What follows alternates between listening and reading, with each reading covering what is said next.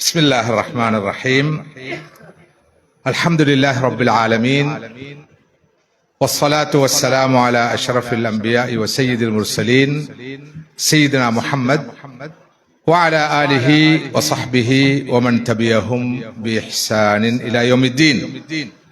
மதிப்புக்குரிய சகோதரர்களே, சகோதரிகளே, தாய்மார்களே, ஒரு சமூகத்தை கட்டியெழுப்ப வேண்டும், மேம்படுத்த வேண்டும், வலுவூட்டி வளர்க்க வேண்டும், நாம் கனவு காணும் இடத்துக்கு சமூகத்தை கொண்டு வர வேண்டும் என்ற ஆதங்கத்தோடு தான் எல்லோரும் செயற்பட்டுக் கொண்டிருக்கிறார்கள்.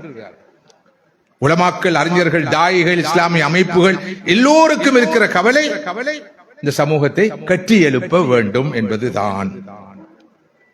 ஆனால் ஒரு சமூகத்தை கட்டி எழுப்ப வேண்டும் என்று சிந்திப்பவர்கள் தங்களது பணியை எங்கிருந்து தொடங்குவது, எதற்கு முன்னுரிமை கொடுத்து, முக்கியத்துவம் கொடுத்து, எதனை முதன்மைப்படுத்தி இந்த பணியை முன்னெடுப்பது என்று நிச்சயமாக கொஞ்சம் குழம்பி போய்த்தான் இருப்பார்கள். எனவே ஏதாவது ஒரு பணியை ஒவ்வொருவரும் செய்வார்கள், அது ஒரு காத்திரமான பணியாக இருக்கும். ஆனால் ஒரு ஹோலிஸ்டிக் பெர்ஸ்பெக்டிவ், ஒரு ஹோலிஸ்டிக் வியூ, ஒரு மொத்தமான முழுமையான பார்வையோடு சமூக சீர்திருத்த பணியில், சமூகத்தை கட்டியெழுப்பும் பணியில் ஈடுபட்டால் தான் நல்ல விளைவுகளை, நல்ல பெறுபேறுகளை காண முடியும். சந்தேகம் இல்லாமல் அரசியல் பிரமுகர்கள் சமூகத்தின் மேம்பாட்டுக்காக உழைக்கிறார்கள், வர்த்தக பிரமுகர்கள் சமூகத்தின் மேம்பாட்டுக்காக உழைக்கிறார்கள், அறிஞர்கள், உலமாக்கள் சமூகத்துடைய மேம்பாட்டுக்காக உழைக்கிறார்கள், சமூகத்தில் இருக்கிற சிந்தனையாளர்கள், புத்திஜீவிகள் அந்த பணியிலே தமது பங்களிப்பை செய்கிறார்கள். இவையெல்லாம் பாராட்டத்தக்கவை, மெச்சத்தக்கவை. ஆனால் மொத்தமான ஒரு சமூக மேம்பாடு, அதற்கூடாக நாம் எதிர்பார்க்கிற சஸ்டைனபிள் டெவலப்மெண்ட், நிலையான நிலைபெயரான அபிவிருத்தி, முன்னேற்றம் காணப்பட வேண்டும் என்றிருந்தால் கண்டிப்பாக நாம் முன்னுரிமைப்படுத்த வேண்டிய சில விஷயங்கள் உண்டு. ஒரு சமூகத்தின் பொருளாதார நிலை மேம்படுத்தப்பட வேண்டும், ஒரு சமுதாயத்துடைய சுகாதார நிலை ஆரோக்கியமான நிலைக்கு வர வேண்டும், ஒரு சமூகத்துடைய உட்கட்டமைப்பு, ஒரு ஊருடைய இன்ஃப்ராஸ்ட்ரக்சர் ஒரு நல்ல நிலைக்கு வர வேண்டும். இவையெல்லாம் முக்கியமான விஷயங்கள்.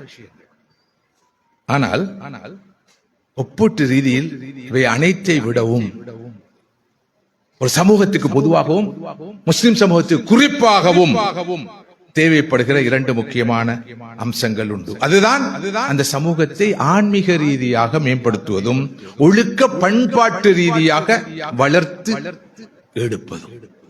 இந்த இரண்டும் தான் முதல் தர முன்னுரிமை பெற வேண்டியது. ஒரு பக்கம் ஆன்மீகம், மறுபக்கம் அஹ்லாக். ஒரு பக்கம் ஆன்மீகம், மறுபக்கம் ஒழுக்க பண்பாடுகள். இன்று நானும் நீங்களும் எதிர்நோக்கி இருக்கின்ற மிக பயங்கரமான பிரச்சனை இந்த ஆன்மீக வறுமையும் வெறுமையும் ஆகும். ஆன்மீக ரீதியான வங்குரோத்து நிலையாகும்.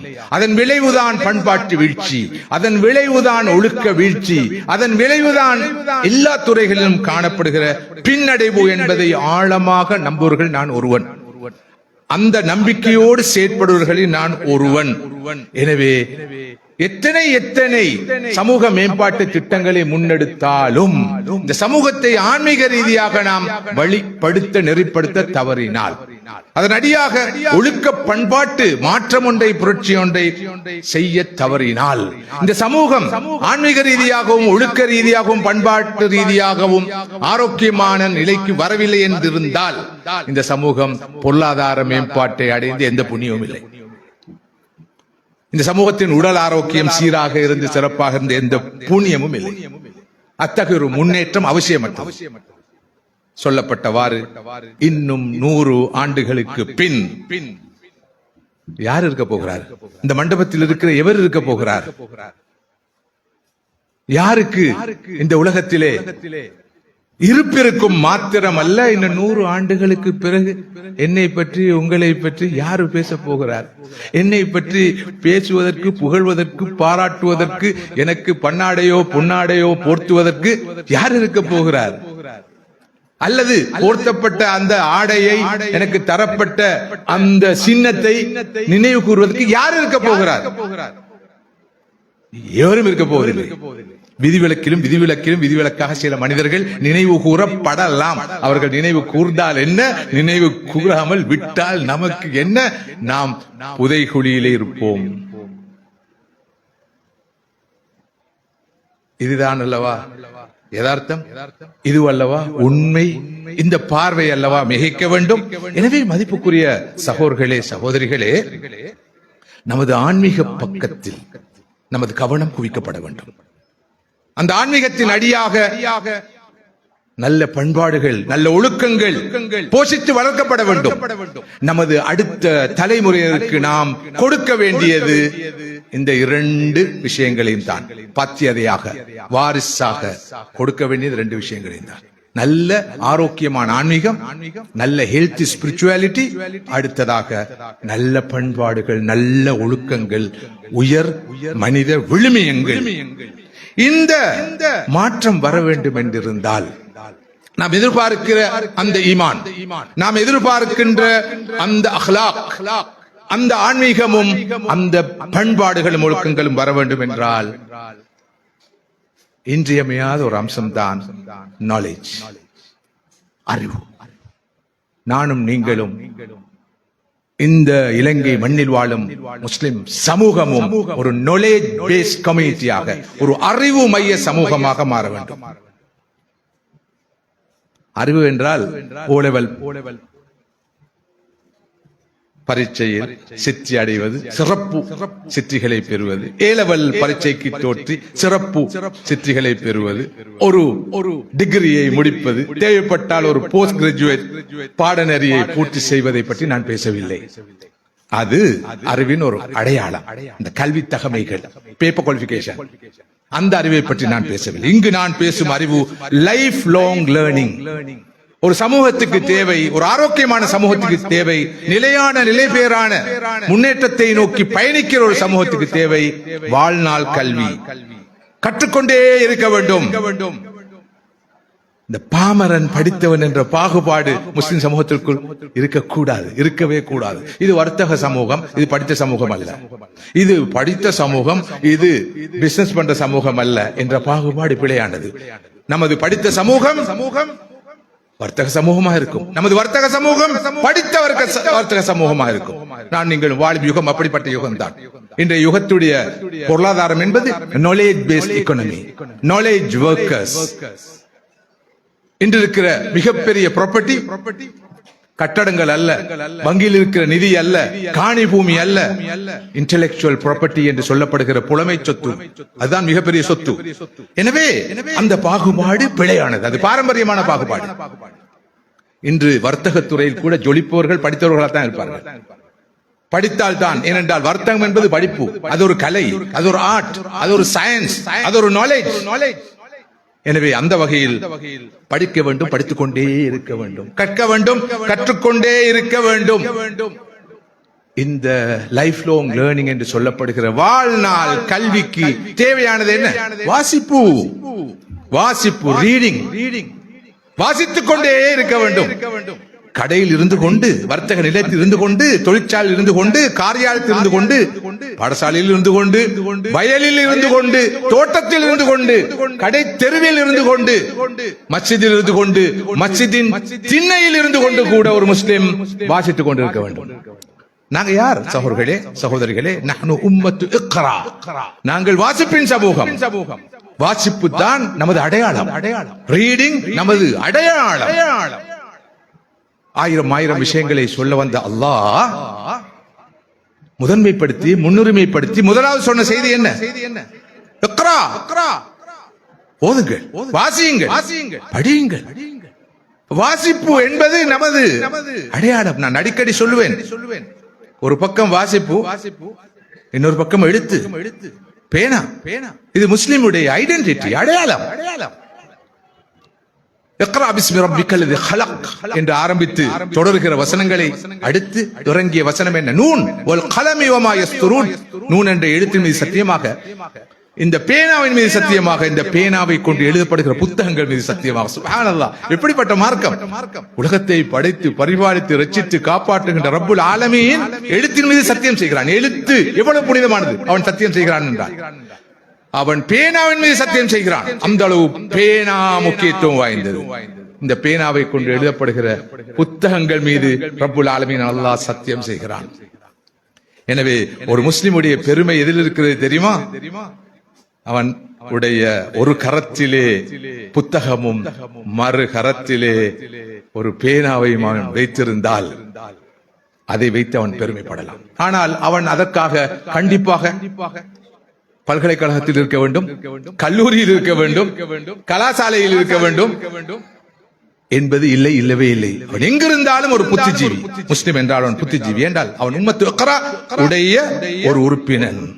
எனவே வாசிப்பு என்பது முக்கியமானது. தலபுல் இல்மி ஃபரிதத்துன் அலா குல்லி முஸ்லிம். இந்த ஹதீஸை மன்னன் செய்யாத யாரும் இருக்க மாட்டார்கள். ஒவ்வொரு முஸ்லிமோ கண்டிப்பாக கட்டாயமாக அறிவை தேட வேண்டும், அறிவை தேடிக்கொண்டே இருக்க வேண்டும். ஒவ்வொரு முஸ்லிமான ஆணும் பெண்ணும் அறிவை தேட வேண்டும், தேடிக்கொண்டே இருக்க வேண்டும். அறிவை தேடுவதற்கு என்ன வழி? அதற்கான ஊடகம் என்ன? வாசிப்பு, கற்றல், லேர்னிங், டீச்சிங், ரீடிங். இது ஒரு தொடர்ந்தேர்ச்சியான செயற்பாடாக இந்த சமூகத்திலே இருக்க வேண்டும். இதுதான் நமது வரலாறு, இதுதான் நமது பாரம்பரியம். நமது முன்னோர்கள் நமக்கு பாத்தியதையாக விட்டு சென்றது இதுதான். இமாம் நவவி ரஹிமஹுல்லாஹ் அவர்கள் ஷாஃபி மذஹபுடைய மிக முக்கியமான ஒரு அறிஞர். அந்த காலத்திலே எழுத்துக்கு உரிய சாதனங்கள் குறைவாக இருந்த அந்த காலத்திலே அவர்கள் தனது முழு வாழ்க்கையிலும் ஒரு நாளைக்கு 8 பக்கங்கள் வீதம் எழுதியிருக்கிறார்கள்.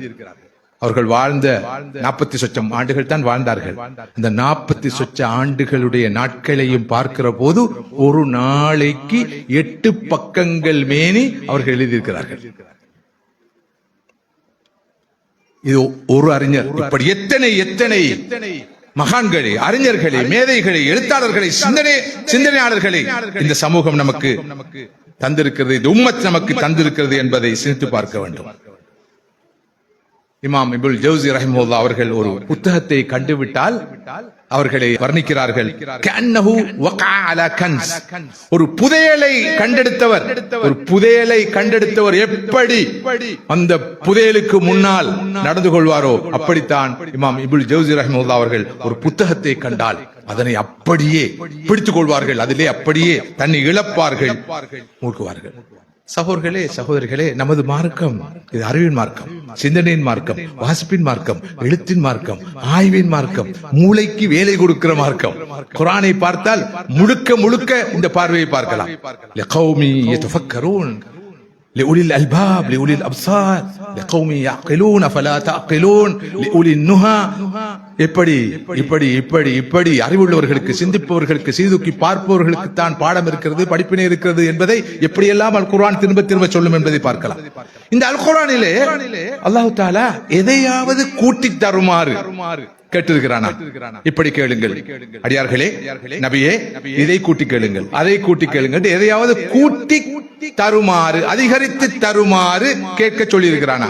யா அல்லாஹ், எனக்கு காசு பணத்தை கூட்டித்தா, பதவி பட்டத்தை கூட்டித்தா, 4 பேர் கூட்டி என்னை பாராட்டும் நிலையை உருவாக்கித்தா, சமூக அங்கீகாரத்தை தா, அந்தஸ்தை தா, பேரை தா, புகழை தா, அதை தா, இதை தா என்று எதையாவது கேட்குமாறு சொல்லி தந்திருக்கிறான். 2 விஷயங்களே அல்லாஹ் சொல்லி தந்திருக்கிறான் கேட்குமாறு. ரப்பனா ஆத்தினா ஃபித் துன்யா ஹஸனா வ ஃபில் ஆখিরাতি ஹஸனா வ கினா அஸாபன்னார். உலகத்திலும் எங்களுக்கு நல்லதத்தா, இதெல்லாம் நல்லதோ அதத்தா, நாளை மறுமையிலேயும் நல்லதத்தா, நரக நெருப்பிலிருந்து மட்டும் காப்பாத்திரு. இது பொதுவான ஒரு துஆ. குறிப்பாக ஒன்றை கேட்க சொல்லி இருக்கிறான் என்றால், அதிகரித்து தருமாறு வேண்ட சொல்லி இருக்கிறான் என்றால் என்னது? அறிவுதான். குர் ரப்பி ஜித்னி இல்மா. யா அல்லாஹ், எனக்கு எதுவும் வேண்டாம், எனது அறிவு செல்வத்தை மாத்திரம் கூட்டித்தான். நாளுக்கு நாள் எனது அறிவு அதிகரித்துக் கொண்டே செல்ல வேண்டும். இதைத்தான் நான் சொன்னேன். Learning, unlearning, relearning. பயில வேண்டும், பயின்றதிலே பல விஷயங்கள் பழசாயிரும், அவுடேட்டட் ஆகிரும், பொருத்தமற்றதாகிரும், பிழையானதாக இருக்கும். நமது பழைய சிந்தனைகள், பழைய நிலைப்பாடுகள் மாற்ற வேண்டும், புதிய விஷயங்களை கற்க வேண்டும். ரப்பி ஜித்னி இல்மா. யா அல்லாஹ், எனது அறிவை கூட்டி தந்து கொண்டே இரு. இதுதான் மிகப்பெரிய செல்வம். இது குர்ஆன் நமக்கு கற்றுத் தருகிற மிகப்பெரிய ஒரு பாடம், படிப்பினை. அல் பிரூனி உலக புகழ் பெற்ற பல்துறை சார்ந்த அறிஞர். என்னிடம் அண்மையிலே நான் ஒரு மேற்குலக நாட்டுக்கு சென்றிருந்த போது 2 மாதங்களுக்கு முன்னால் ஒரு விஞ்ஞானி சொன்னார், அவர் ஒரு சயின்டிஸ்ட். அவர் சொன்னார், உண்மையிலே உலகத்திலே அதிகம் போற்றப்பட வேண்டிய ஒரு பேரறிஞர் இருக்கிறார் என்றால் அல் பிரூனி. ஆனால் துரதிர்ஷ்டவசமாக அல் பிரூனி போன்ற அல் ஹுவாரிஸ்மி போன்ற பேரறிஞர்கள் இந்த உலகத்திலே பேசு பொருளாக இல்லை. உண்மையில் ஐசக் நியூட்டன் என்று போற்றப்படுகிறார், அந்த புவியீர்ப்பு சக்தியை கண்டுபிடித்தார் என்ற வகையில். ஆனால் அந்த பெருமை ஹுவாரிஸ்மியை சாரும். ஹுவாரிஸ்மியுடைய அல் ஜிப்ரா என்ற அந்த கணித முறைமைதான் மிகப்பெரிய மாற்றத்தை விஞ்ஞானத்துறையில் தொழில்நுட்பத்துறையில் ஏற்படுத்தியது என்பதை சொன்னார். கேம்பிரிட்ஜ் பல்கலைக்கழகத்திலே இருக்கிற ஒரு விஞ்ஞானி சார் ஐசாக் நியூட்டனுடைய அப்பிள் மரத்தை எனக்கு சுட்டி காட்டிக் கொண்டு நாம் எல்லோருமாக அதனை பார்த்து கொண்டிருக்கும் போது அவர் என்னோடு பகிர்ந்து கொண்ட தகவல். அந்த அப்பிள் மரம் இன்றும் பேணி பாதுகாக்கப்படுகிறது. எல்லோருக்கும் ஐசக் நியூட்டனுடைய அப்பிள் மரம் தெரியும், விருந்த அப்பிள் பழமும் தெரியும். ஆனால் எத்தனை பேருக்கு அல் பிரூனியை தெரியும், எத்தனை பேருக்கு அல் ஹுவாரிஸ்மியை தெரியும், அவர் உலகத்துக்கு வழங்கிய அல்ஜிப்ராவை பற்றி தெரியும்? தெரியவே தெரியாது, நமக்கே தெரியாது. உலகத்துக்கு எங்கே தெரிய வர முடியும்? அந்த அளவுக்கு ஒரு உம்மத்தின் உம்மியா, இன்றும் எழுத வாசிக்க தெரியாத சமூகமா நாம் இருக்கிறோமா என்ற கேள்வி பிறக்கிறது. நான் சொல்ல வந்த கருத்து, அல் பிரூனி மரணப்படுக்கையில் இருக்கிறார். சக்கராத்துடைய வேலை, சக்கராத்துடைய நேரம். அந்த நேரத்திலே அவரை சந்திப்பதற்கு அவருடைய ஒரு நண்பர் வருகிறார். அவர் ஒரு அறிஞர். கண் விழித்து பார்க்கிறார், நண்பர் முன்னால் நிற்கிறார். அவர் ஒரு அறிஞர். அவர் ஒரு முக்கியமான அறிவியல் பிரச்சனையை ஆய்வு செய்து கொண்டிருந்தது இவருக்கு ஞாபகத்துக்கு வருகிறது. உடனடியாக கேட்கிறார், நண்பரே, நீங்கள் ஒரு முக்கியமான அறிவியல் பிரச்சனையை ஆய்வு செய்து கொண்டிருந்தீர்கள் அல்லவா, அதுக்குரிய தீர்வை கண்டுவிட்டீர்களா, முடிவை கண்டுவிட்டீர்களா? அப்போது அந்த அறிஞர் சொன்னார், இது அறிவை பத்தி அறிவியலை பத்தி பேசுற நேரமா? நீங்களோ மரணப்படுக்கையில் இருக்கிறீர்கள், உயிர் பிரியும் தருவாயில் இருக்கிறீர்கள். இந்த நேரத்தில் இதுவெல்லாம் உங்களுக்கு தேவையா என்று கேட்ட போது அல் பிரூனி சொன்னார், வரலாற்று புகழ்மிக்க ஒரு கூட்டை சொன்னார். இஸ்லாம் உருவாக்க விரும்பும் மனிதர்கள் இத்தகையவர்கள் தான் என்பதை உலகத்துக்கு ஓங்கி சொன்னார். அவர் சொன்னார், இந்த வேளையில் கூட, எனது ரூஹ் பிரிகிற இந்த தருவாயில் கூட ஒரு புதிய நாலேஜை, அறிவை, தகவலை அறிந்த நிலையில், பெற்ற நிலையில் எனது ஆத்மா பிரிவதை நான் விரும்புகிறேன். அல்லாஹ்வை சந்திக்கின்ற போது நான் புதிய ஒரு நாலேஜ், ஒரு அறிவை பெற்று வந்திருக்கிறேன் ரப்பே என்று சொல்ல வேண்டும் என்று அல் பிரூனி ரஹ்மத்துல்லாஹி அவர்கள் சொன்ன வரலாறு எனது நினைவுக்கு வருகிறது. மதிப்புக்குரிய சகோதரர்களே, சகோதரிகளே, இத்தகைய சமூகம் தான் நாங்கள். கடந்த 200 ஆண்டுகளுக்கு முன்னர் தான் இந்த பாரம்பரியத்தை, இந்த முதிசத்தை, இந்த நாகரிகத்தை, இந்த நமது வழக்கத்தை, பழக்கத்தை தொலைத்தோம். 200 ஆண்டுகளுக்கு முன்னர் இந்த உலகத்துக்கு அறிவொளி பரப்பியவர்கள் நமது முன்னோர்கள் தான். 1001 inventions Muslim heritage in our world ஒரு புத்தகம் இருக்கிறது. அதனுடைய பிரதி என் கையில் இருக்கிறது, பெரிய ஒரு புத்தகம். உலகத்துக்கு முஸ்லிம் அறிஞர்கள் வழங்கிய 1001 கண்டுபிடிப்புகள், 1001 கண்டுபிடிப்புகள், எல்லா துறைகளிலும் முஸ்லிம் அறிஞர்களால் கண்டுபிடிக்கப்பட்ட, உலகத்துக்கு அறிமுகம் செய்யப்பட்ட 1001 கண்டுபிடிப்புகள் அந்த புத்தகத்திலே தொகுக்கப்பட்டிருக்கிறது. மாத்திரமல்ல, அந்த புத்தகத்தை மையப்படுத்தி எக்ஸ்போ இஸ்லாம் என்று லண்டனிலே மிகப்பெரிய ஒரு கண்காட்சியை நடத்தினார்கள். அந்த கண்காட்சியிலே கலந்து கொள்ளும் சந்தர்ப்பம் எனக்கு ஒரு 10 ஆண்டுகளுக்கு முன்னால் கிடைத்தது. அதனால் மேற்குலக மக்களுக்கு மத்தியில் பெரிய ஒரு விழிப்புணர்வு ஏற்பட்டது. முஸ்லிம்கள் சாதாரண ஒரு சமூகம் அல்ல.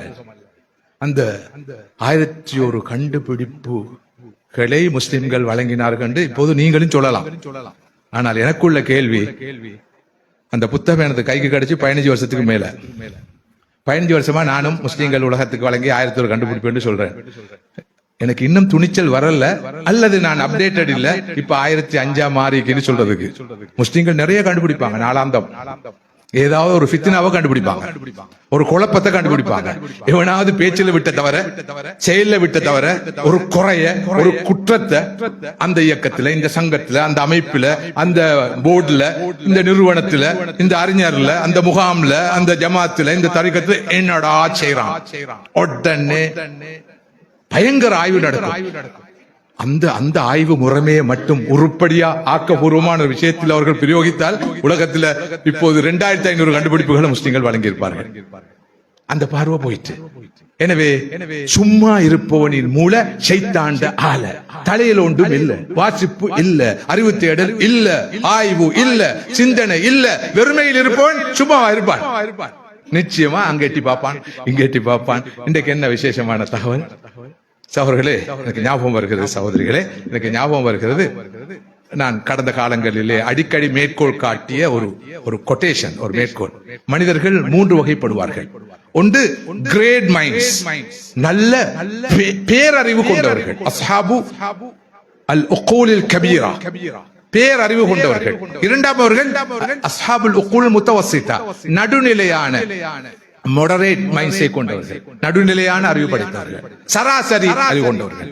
மூன்றாவது வகையினர் அஸ்ஹாபல் உக்கூல் ஸகீரா, ஸ்மால் மைண்ட்ஸ், சிற்றறிவுடையவர்கள், சிற்றறிவுடையவர்கள், சின்ன அறிவு அவர்களுக்கு. எப்போதும் சிற்றறிவுடையவர்கள், சின்ன அறிவுள்ளவர்கள் ஆட்களை பத்தி பேசி பேசி இருப்பார்கள். கேள்விப்பட்டியா அவனுக்கு என்ன நடந்துச்சு, கேள்விப்பட்டியா இவனுக்கு என்ன நடந்துச்சு, கேள்விப்பட்டியா அவன் எங்க மாட்டிக்கொண்டான் என்று, இந்த வீட்டுல என்ன நடந்துச்சு, அந்த வீட்டுல நடந்துச்சு, மனிதர்களை பத்தி பேசுவார்கள். இந்த சராசரி புத்தியை கொண்டவர்கள் யுனாகஷூன அல் அஹ்தாத், நிகழ்வுகளை பற்றி பேசுவார்கள். அங்க நடந்தது, இங்க நடந்தது. இப்ப சோசியல் மீடியா வந்திருக்குது.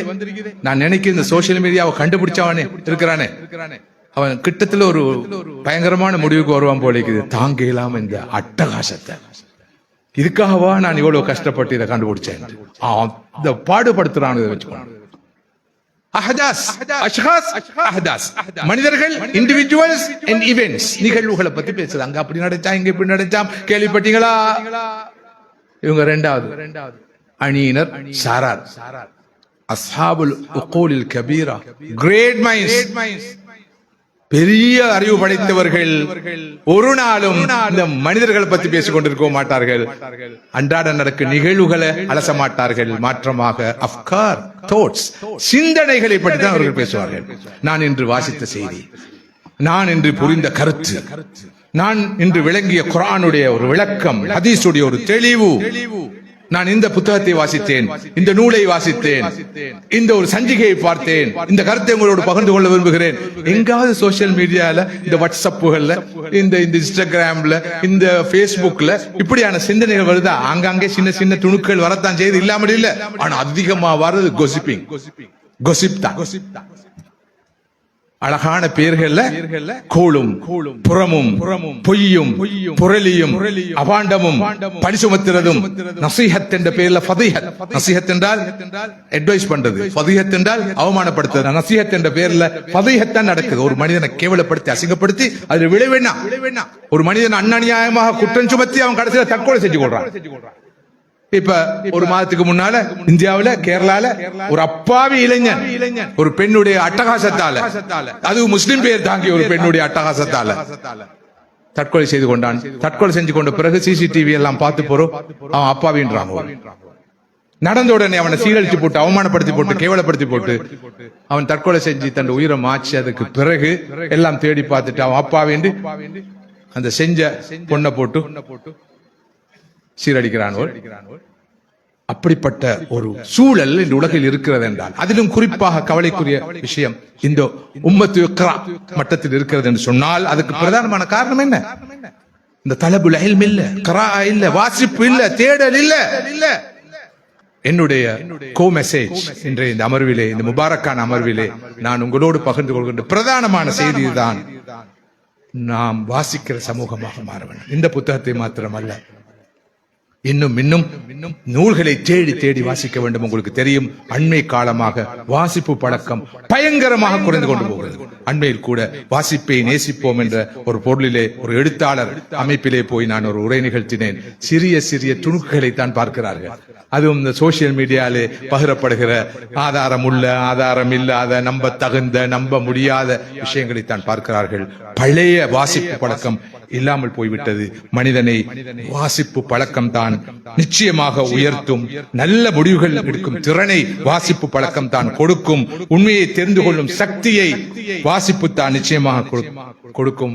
அனைத்துக்கும் மேலாக அவர்களே, இந்த காலத்துல நாம் எல்லோரும் பொதுவாக பணக்காரர்கள் குறிப்பாக, வர்த்தகர்கள் சிறப்பாக, அரசியல் தலைமைகள் அடங்கலாக எதிர்நோக்கி இருக்கிற முக்கியமான பிரச்சனை தெரியுமா? ஒர்க் பிரஷர், மன அழுத்தம், மன இறுக்கம். அதன் விளைவாக வரக்கூடிய இனம் புரியாத கவலை. இதற்கு என்ன வழி? உடனடியாக சைக்கியாட்ரிஸ்டை அணுகுவது, வில்லைகளை வாங்கி விழுங்குவது, தூங்குண்டு தூங்குவது, பிறகு மருந்துக்கு அடிமையாக மாறுவது. இது அல்ல. அது எத்தனை பயங்கரமான பின்விளைவுகளை ஏற்படுத்தும் என்று நான் சொல்லி நீங்கள் விளங்க வேண்டிய அவசியம் இல்லை. வாசிப்பு பழக்கம் வந்துவிட்டால், வாசிப்பு பழக்கம் வந்துவிட்டால் அருமருந்து. அறிவுக்கு, ஆன்மாவுக்கு, உடலுக்கு, உள்ளத்துக்கு, ஆரோக்கியத்துக்கு, மன ஆரோக்கியத்துக்கு, வீட்டிலே நிம்மதியான ஒரு வாழ்க்கை வாழ்வதற்கு, நிம்மதியா தூங்குவதற்கு அருமருந்து வாசிப்போம். எந்த அளவுக்கு அருமருந்துண்டா, வீட்டுல ஒரு குழப்பம் வந்தா புத்தகத்தை எடுத்து பார்க்க ஆரம்பிச்சா கொஞ்சம் நேரம் கொஞ்சம் கரகர ஜர ஜர பரபரன்னு இருக்கும். குறை பார்த்தா இது என்ன புத்தகத்துல மூழ்கிக்குது, புத்தக பூச்சின்னு விட்டுட்டு போய்த்துருவாங்க. சகோதரர்களே, இலங்கை முஸ்லிம்கள் வரலாற்றுல என்றுமே வாசிப்பறிவில்லா சமூகமாக இருந்ததில்லை. இது ஒரு ஆய்வின் முடிவு. இலங்கையில் வாசிப்பு அறிவு எல்லா காலங்களிலும் இருந்த ஒரே சமூகம் முஸ்லிம் சமூகம் தான் என்று ஒரு 15-20 ஆண்டுகளுக்கு முன்னால் ஒரு பேராசிரியர் ஒரு ஆய்வை நடத்தி முடிவு சொன்னார். வினோதமான, விசித்திரமான, வித்தியாசமான ஒரு ஆய்வு முடிவு. அந்த ஆய்வு உண்மையானதும் தான், பொய்யானதும் தான். அவருடைய ஆய்வு எப்படி அமைந்தது என்றால், முஸ்லிம்களும் வாசிக்கிறார்களான்னு தேடி பார்த்தா நமது பாட்டன், பூட்டன், முப்பாட்டன், அதற்கு முந்தி இருந்த எல்லோரும் போல குர்ஆனை ஓதி வந்திருக்கிறார்கள்.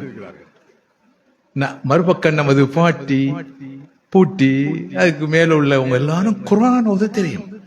இவர் நினைச்சிட்டாரு உலகத்துல எங்கேயுமே விளங்காம வாசிக்கிற இல்லையே, உலகத்துல விளங்காம வாசிக்கிற ஒரு நிலை ஒன்று எங்கேயாவது இருக்குமா? உலகத்துல எதையும் வாசிக்கிறது விளங்குறதுக்காக விளங்கிதான் வாசிக்கிறது. உலகத்துல விளங்காம ஒண்ட வாசிக்கிற, திரும்ப திரும்ப வாசிக்கிற, உணர்வு பூர்வமா, உணர்ச்சி பூர்வமா வாசிக்கிற ஒரு சமூகம் இருக்கும் என்று சொன்னா நாம தான். 60-70 வருஷமா வாசி வாசி என்று வாசிக்கிறது. மெதுவா வாசிக்கிறது, சத்தம் போட்டு வாசிக்கிறது, மனசால வாசிக்கிறது, உள்ளத்தால வாசிக்கிறது, திரும்ப திரும்ப வாசிக்கிறது, வாசி வாசி முடிக்கிறது, பேரு கத்தம் செய்கிறது. நல்லது. ரமதான் வருது, குர்ஆனிய மாதம், குர்ஆன் இறக்கி வரப்பட்ட மாதம். குறைஞ்சபட்சம் ஓதுவோம், கல்பு குளிர, கண் குளிர, இரவெல்லாம் பகலெல்லாம் ஓதுவோம். அதுக்குரிய முழு நன்மையும் நிறைவா கிடைக்கும். ஆனா குர்ஆன் என்பது வாசிப்பதற்காக மாத்திரம் இறக்கி வரப்பட்ட ஒன்றல்ல. அந்த பேராசிரியர் நினைச்சிட்டாரு அடே எல்லா காலமும் வாசிப்பறிவுள்ள சமூகம். ஆனா உண்மை என்னடா, விளப்பம் இல்லாம வாசிச்சு வந்த சமூகம் தான் மெஜாரிட்டி. எனவே நாங்க வாசிப்பறிவுள்ள சமூகம் பெருமையா சொல்லிக் கொள்வோம். வருடாந்தம் புக் ஃபேர் நடக்கும் BMICH. இப்ப அண்மையிலே நடந்துச்சு புத்தக கண்காட்சி. எத்தனை மீதா நம்மவர்கள் போகிறார்கள். எனவே சகோதரர்களே, சகோதரிகளே, நாம் வாசிக்கிற சமூகமாக மாறணும். குறிப்பாக நமது வாசிப்பின் கீ, திறவுகோல் அல்லாஹ்வுடைய கலாம் அல் குர்ஆன் தான். அதான் மாஸ்டர் கீ. நமது அறிவின் திறவுகோல், வாசிப்பின் திறவுகோல் குர்ஆன் தான். குர்ஆன் என்ன? மக்ரூ, வாசிக்கப்படுவது. ஆனா ஓதப்படுவது மட்டும் தான் அதை மொழிபெயர்க்கிறாங்க எல்லாரும். விளப்பம் இல்லாம ஒண்ட பார்த்தா ஓதுறது, விளப்பத்தோட ஒண்ட பார்த்தா வாசிக்கிறது. அது பிள்ளையான பார்வை. விளப்பத்தோட வாசிக்கவும் வேணும், விளப்பத்தோட ஓதவும் வேணும். மக்ரூ, வாசிக்கப்படக்கூடியது, திரும்ப திரும்ப வாசிக்கப்படக்கூடியது குர்ஆனுடைய பேர். குர்ஆனுக்குள்ள பல பேர்கள், பிரதானமான பேர், பிரபலியமான பேர். குர்ஆன் அந்த வகையில் தான் முதலாவது இக்ரா, வாசியுங்கள் சொன்னது, ஓதுங்கள் சொன்னது. இதை விட ஒரே ஒரு விஷயத்தை நான் உங்களது கவனத்துக்கு கொண்டு வருகிறேன். அரபு மொழியிலே ஓதுவதற்கு கிராத் தான் சொல்வார்கள். கிராத்துல் குர்ஆன், குர்ஆனை பாராயணம் செய்தல், ஓதுதல், படித்தல். ஆனால் குர்ஆன் பயன்படுத்தி இருக்கிற வார்த்தை திலாவா. தலா யத்லு திலாவா, திலாவத்துல் குர்ஆன். ஏன் கிராத்துல் குர்ஆன் என்று சொல்லாமல் குர்ஆன் திலாவத்துல் குர்ஆன் என்று சொல்கிறது என்பது பற்றிய ஒரு புரிந்துணர்வு தேவை. இதுதான் சிந்தனைகளை பகிர்ந்து கொள்வது, சிந்தனைகளை கலந்துரையாடுவது என்பதற்கு ஒரு உதாரணம். திலாவா என்றால் வாசித்தல் என்ற ஒரு பொருள் அரபு மொழியில கிடையாது. தலா யத்லு திலாவா என்பதற்கு வாசித்தல், ரீடிங், ரிசைட்டிங் என்ற ஒரு கருத்து கிடையாது. அரபு மொழியிலே அதனுடைய லிட்டரரி மீனிங், மொழி ரீதியான கருத்து ஃபாலோவிங், மூவிங் க்ளோஸ்லி, அல்லது கைட், அல்லது மாஸ்டர், அல்லது மாடல், அல்லது லீடராக எடுத்தல், வாக்கிங் ஆஃப்டர், பின்னால் செல்லல், பின்பற்றுதல், கடைபிடித்தல், வழிகாட்டியாக எடுத்தல், நமூனாவாக எடுத்தல், முன்மாதிரியாக கொள்ளல். இதுதான் திலாவா என்ற சொல்லுடைய பொருள். ஆனா அல்லாஹ் தஆலா குர்ஆனை ஓதுவதற்கு இந்த சொல்லை பயன்படுத்தியிருக்கிறார். அதன் மூலம் அல்லாஹ் நமக்கு என்ன சொல்கிறான் என்றால், குர்ஆனை நீங்கள் ஓதுவது மாத்திரமல்ல, ஓத வேண்டும், அதனை விளங்க வேண்டும், அதன் கருத்துக்களை கிரகிக்க வேண்டும், அதன் வழி நடக்க வேண்டும், அதனை உங்களது வழிகாட்டியாக நீங்கள் எடுத்துக்கொள்ள வேண்டும், அதன் பின்னால் போக வேண்டும். தலாயத்லு, ஓதி ஓதி அதன் பின்னால் போக வேண்டும். நமது ஆரம்பகால மனிதர்கள் போனது போல ஃபுதைல் இப்னு ஐயாத் என்ற பக்தாது நாட்டின் பிரபல கொள்ளைக்காரன் குர்ஆனை ஓதவில்லை, திலாவத் செய்தான். திலாவத் செய்து செய்து செய்து பக்தாதிலிருந்து ஹரம் ஷரீஃப் வரை போய் சேர்ந்தார். ஓதினார் ஓதினார் ஓதினார் ஓதினார். இறுதி விளைவு என்ன? அவர் குர்ஆனிய மனிதராக மாறினார். பக்தாதின் பிரபல கொள்ளை கோஷ்டியின் தலைவன் குர்ஆனுடைய திலாவத்தின் விளைவாக ஹரம் ஷரீஃபுடைய இமாமாக மாறி இந்த உலகத்தை விட்டு பயணிக்கிறார். இது அல்லவா சாதனை? இதுதான் குர்ஆன் ஏற்படுத்தும் மாற்றம் சகோதரர்களே. எனவே இறுதியாக ரமதான் குர்ஆனிய மாதம், குர்ஆன் இறக்கியுள்ளப்பட்ட மாதம், குர்ஆன் பாலுள்ள கடமைகளை நிறைவேற்றும் விஷயத்தில் நமக்கு ஒரு விழிப்புணர்வு ஏற்பட வேண்டிய மாதம். எனவே இந்த ரமதான் மாதத்தை வாசிப்பு மாதமாக மாற்றிக்கொள்வோம். அது குர்ஆனுடைய வாசிப்பாக, குர்ஆனுடைய ஓதலாக, குர்ஆனுடைய தேடலாக, குர்ஆன் பற்றிய ததப்புர் சிந்திப்பாக அமையட்டும். உலமாக்கள் இதில் கவனத்தை குவிப்போம், தாயிகள் இதில் கவனத்தை குவிப்போம். மக்களுக்கு, ஆண்களுக்கும் பெண்களுக்கும் குர்ஆன் மஜ்லிஸ்களை, குர்ஆன் விளக்க வகுப்புகளை நடாத்துவோம். குர்ஆனை பற்றி நிறைய பேசுவோம், அதன் போதனையை பற்றி நிறைய பேசுவோம். அல்லாஹ் தஆலா இந்த சபையை ஏற்று அங்கீகரிப்பானாக, உங்களது வருகை ஏற்று அங்கீகரிப்பானாக. எனக்கும் உங்களுக்கு மத்தியில் அல்லாஹ் நல்ல ஒரு தெளிவை, விழிப்புணர்வை ஏற்படுத்தி அருள் புரிவானாக. இந்த ரமதானை உச்சநிலையில் பயன்படுத்தக்கூடிய பக்குவத்தை எனக்கும் உங்களுக்கும் தந்தல் புரிவானாக. இந்த ரமதானிலே மிக உயர்ந்த வாசிப்பான குர்ஆனுடைய வாசிப்பிலே நமது காலத்தை, நேரத்தை, குர்ஆனுடைய ஓதலிலே, திலாவத்திலே, க்ராஅத்திலே நமது காலத்தை, நேரத்தை செலவழிக்கக்கூடிய அந்த சந்தர்ப்பத்தை தந்தல் புரிவானாக. சமூக தலைமைகளுக்கு அல்லாஹ் நல்ல ஆஃபியத்தை, ராகத்தை கொடுத்து அருள் புரிவானாக. நாம் இதுவரை செய்த நற்காரியங்கள் அற்பமானவையாக இருந்தாலும் அவை அனைத்தையும் ஏற்று கபூல் செய்வானாக. நம் அனைவருக்கும் வல்ல ரஹ்மான் நிறைவான, நிரப்பமான, நீண்ட ஆயுளோடு கூடிய, நல்ல அமல்களோடு கூடிய வாழ்க்கையை தந்து அருள் புரிவானாக. வாஹிர் தஅவானா அல்ஹம்துலில்லாஹி ரப்பில் ஆலமீன். அஸ்ஸலாமு அலைக்கும் வரஹ்மத்துல்லாஹி வபரகாத்துஹு வஜஸாக்குமுல்லாஹு கைரன்.